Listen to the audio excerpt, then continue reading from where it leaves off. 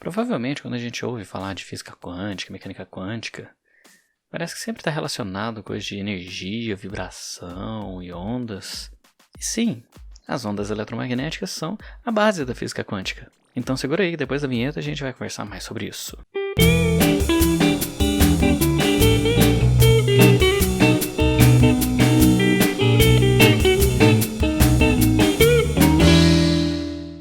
E aí galera, tudo bem? Pra quem não me conhece ainda, meu nome é Regilei. E pra quem conhece, eu também sou Regilei. Em futuros vídeos que eu vou soltar aqui, vão ser abordados os conceitos de física quântica.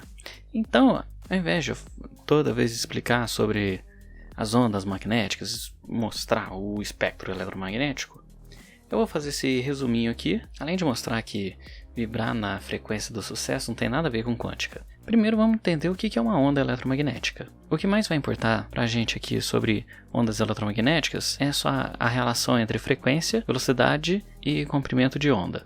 As ondas eletromagnéticas, elas se propagam em qualquer meio, inclusive no vácuo. Se elas se propagam, quer dizer que existe uma velocidade associada, certo?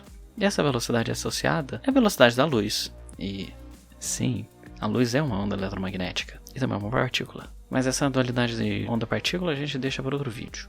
Por enquanto, o que a gente precisa focar é que a onda eletromagnética ela se propaga na velocidade da luz.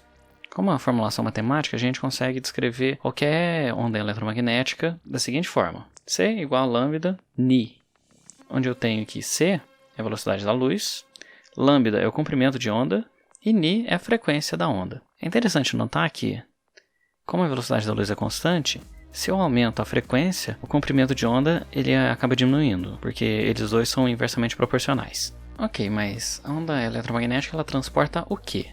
Ela transporta energia. E como que a gente consegue mensurar essa energia? A energia da onda eletromagnética é associada diretamente com a frequência, ou com o inverso do comprimento de onda, que eu explico mais com detalhe no vídeo que eu falei sobre Einstein, que eu vou deixar no cardzinho aqui em cima, ou aqui. Agora, dando uma olhada nesse diagrama do espectro eletromagnético, a gente pode observar todas as ondas eletromagnéticas que conhecemos, começando da onda de menor frequência, ou maior comprimento de onda, que são as ondas de rádio.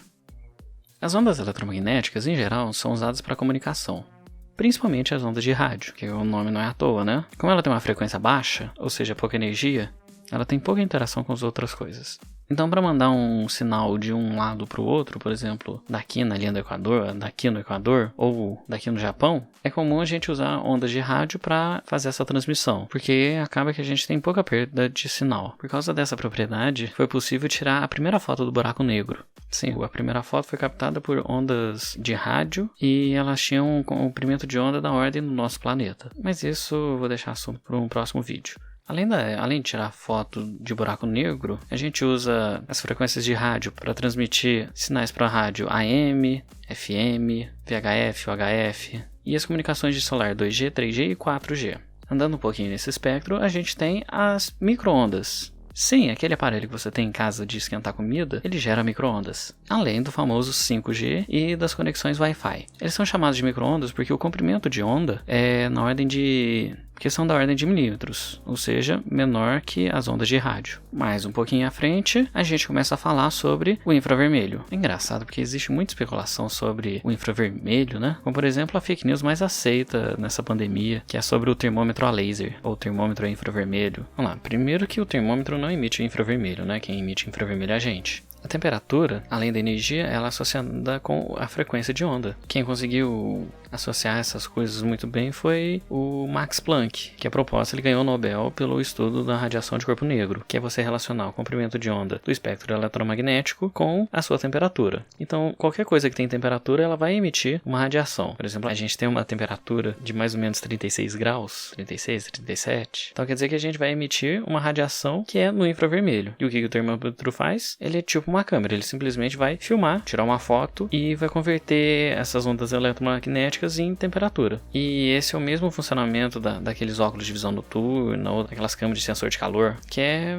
ao invés de você ver o visível, você vê no infravermelho. Após o infravermelho, a gente tem o visível, que ele pega desde o vermelho até o violeta. Nota que no espectro eletromagnético, a gente tem que fazer até um recorte gigantesco, porque ele é muito, muito, muito pequenininho em vista do espectro eletromagnético. E olha que interessante, o que a gente chama de infravermelho e ultravioleta, na verdade, é por causa que o infravermelho ele fica antes do vermelho e o ultravioleta fica depois do violeta. Mas quando a gente está falando do visível, começa a ficar um pouco mais interessante quando a gente trata de questão de ionização. Como assim ionização? O que é ionização? É você emitir uma certa luz, uma certa onda eletromagnética, interagir com esse elétron e conseguir, vamos colocar assim, arrancar esse elétron. Isso é o estudo do Einstein sobre o efeito fotoelétrico. O que acontece?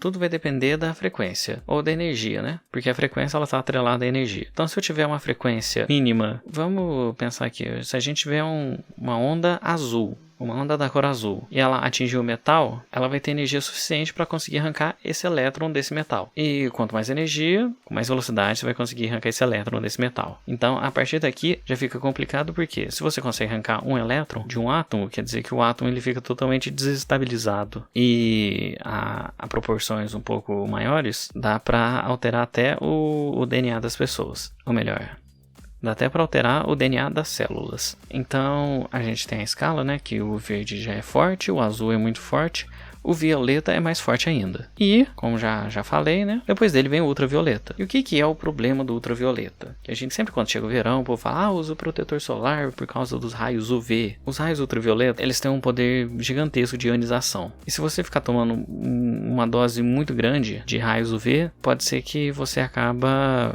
tendo câncer. Porque ele vai alterar tanto a estrutura das células da sua pele que na hora de começar a replicar, ele vai começar a replicar errado e assim vai dar início a um câncer. Só que eu falei que desde o verde começa essa briga aí de raios ionizantes, né? Então, por exemplo, se você estiver só em casa, trabalhando no computador, com o brilho no máximo do computador, mesmo assim tem algum certo risco. O ideal é, se você ficar trabalhando muito em casa no computador, é você passar um protetor solar, porque no computador tem bastante luz azul saindo dele. E, claro, né, você sai na rua no verão, nos horários de pico. Aliás, primeiro tentar não sair nos horários de pico, né, que é das 10 às 4 da tarde. E, mesmo assim, passar protetor solar em qualquer situação que você for sair. Só que, olha, mais uma coisa interessante é o que? Os raios ultravioletas, eles são divididos em 3 categorias. A gente tem o UVA, o VB e o VC. Nessa ordem, do menos ionizante para o mais ionizante, ou do menos energético para o mais energético. O VA e o VB, eles passam na nossa atmosfera, então a gente tem contato com eles. O VC, que ele é mais energético, ele não chega na Terra, que a gente tem um escudo maravilhoso chamado camada de ozônio, que acontece? Sempre quando ele chega na camada de ozônio, ele interage com o ozônio, que é um O3, interagindo com o O3, ele quebra esse O3, então ele já perde energia. Outra coisa interessante sobre os raios ultravioletas é que os dentistas usam isso na nossa boca. Não sei se você sabia disso,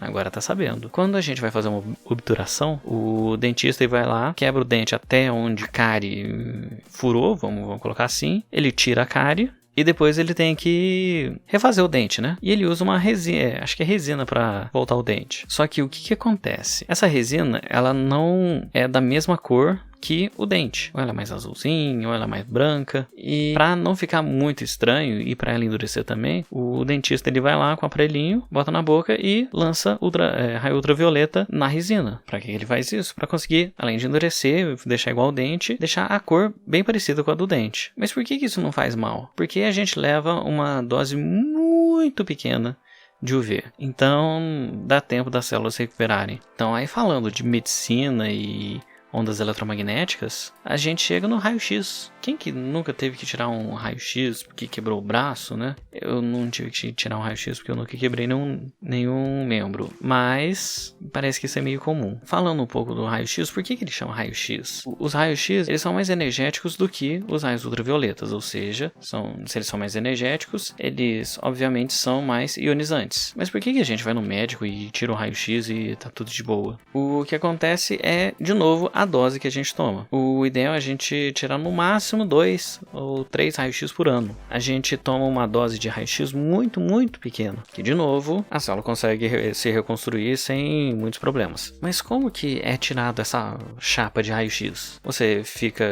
chega lá no aparelho, tem um aparelho na tua frente, tipo uma câmera fotográfica, e tem uma chapa atrás, tipo um filme de máquina analógica. A pessoa vai, ativa o raio-x, dá um clique, essa máquina emite raio-x, passa você e queima a placa de raio-x atrás. Como que fica marcado? O que acontece? A nossa pele, a nossa carne, praticamente nem vai perceber o raio-x. O que acontece? O raio-x ele vai passar direto, ele vai estar tão energético que ele nem vai ver, tipo, vai atropelar e chega nessa placa e atinge ela e escurece ela. A parte que não escureceu é a parte que o raio-x teve interação, que no caso são os ossos, os órgãos, mas vamos pensar só nos ossos que é mais fácil. Então, o que acontece? Como os ossos são mais espessos do que, por exemplo, a pele, os músculos, os raios-x eles vão interagir com os ossos. Então, por isso que são muitos poucos que conseguem atravessar o osso. E isso implica que, quando você vai ver o raio-x,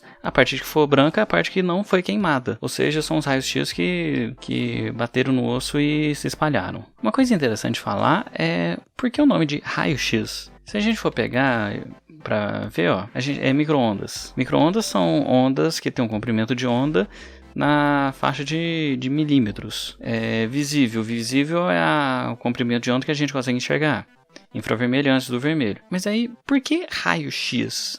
Quem descobriu o raio-x foi um tal de Wilhelm Conrad Roentgen.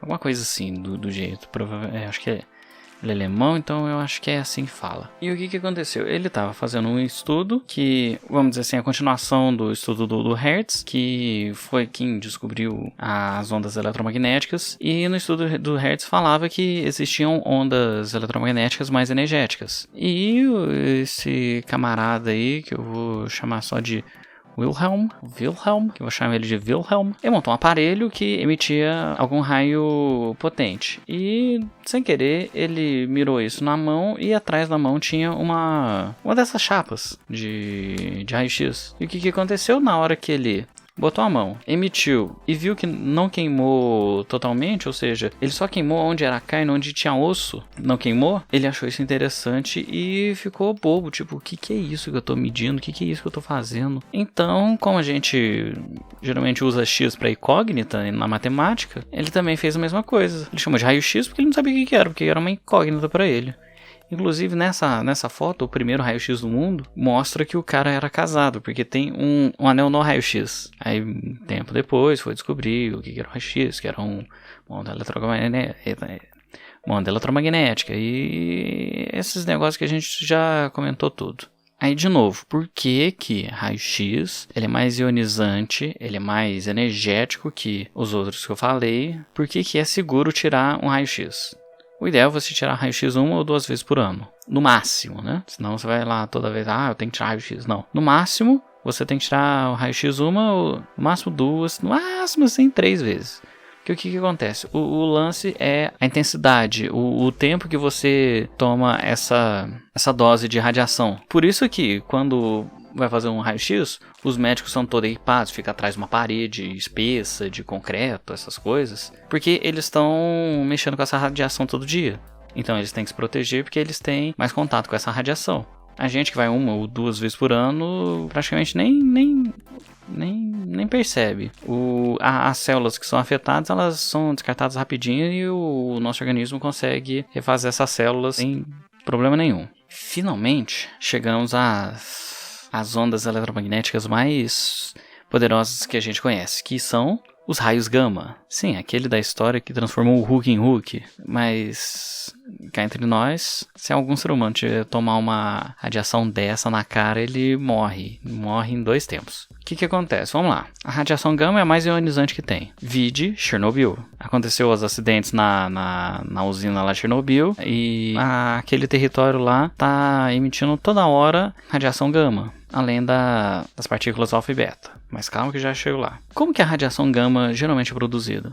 ela é produzida na fissão de núcleos. O que acontece? Eu tenho um núcleo que ele não é muito estável, que ele é bem instável. Vamos pegar o exemplo do urânio, né? A gente tem o urânio, a gente manda um próton para esse urânio, ele fica super instável e quebra. Nessa quebra, ele vira outros dois elementos mais estáveis e libera uma grande quantidade de energia e libera mais duas coisas, uma partícula alfa e uma partícula beta. A partícula alfa seria um átomo de hélio, só que sem eletrosfera. Lembrando lá da eletrodinâmica, do eletromagnetismo, se você tem sempre o positivo vai atrair o negativo. E todos os átomos conhecidos no universo, ele tem uma eletrosfera, ou seja, a camada externa dele é de elétrons.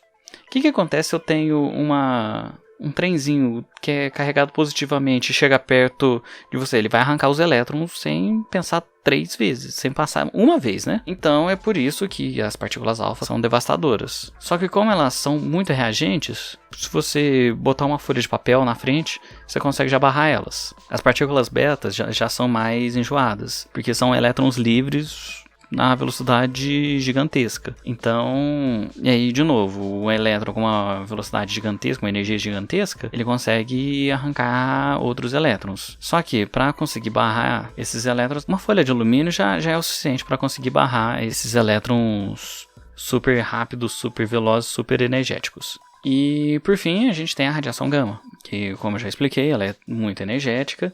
Só que dessas 3 que eu acabei de falar, ela é a menos energética, só que ela tem um sério problema, porque ela atravessa quase tudo. Para conter essa radiação gama, você precisa fazer uma parede muito grossa de concreto e aço, e às vezes você vai ter que revestir ainda de chumbo. Nas usinas nucleares, para conter esse vazamento de radiação gama, eles revestem a parede que no caso o urânio enriquecido fica com chumbo, que aí praticamente não vaza, mas mesmo assim tem que tomar todos aqueles cuidados. E além dessa radiação gama, existe uma outra radiação gama, que é a radiação cósmica. E vamos lá de novo. A Terra, além da camada de ozônio, ela tem uma coisa que ela salva a gente, por exemplo, do Sol, que é o quê? Que a Terra tem um campo magnético.